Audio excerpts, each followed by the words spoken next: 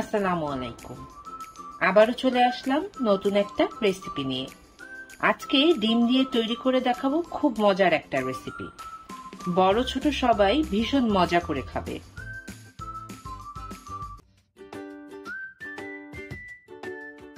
চলুন দেখে নেওয়া যাক আজকের রেসিপিতে কি কি উপকরণ থাকছে।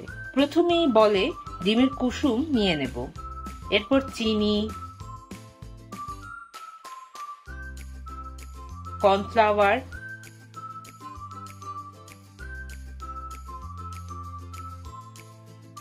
ও তরল দুধ দিয়ে ভালোভাবে বিট করে নেব।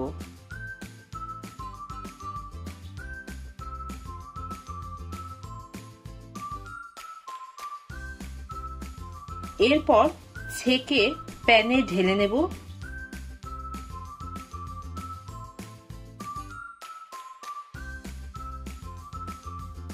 চুলায় দিয়ে কিছুক্ষণ অনবরত নেড়ে ঘন করে নেব।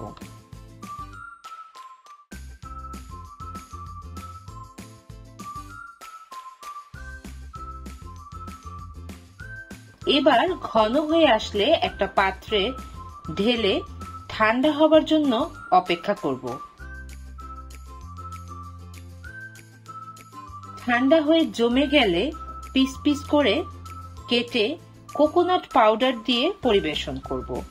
তৈরি হয়ে গেল ভীষণ মজাদার মিল্ক এগ ডেজার্ট। আশা করছি আমার আজকের রেসিপিটি আপনাদের কাছে ভালো লাগবে।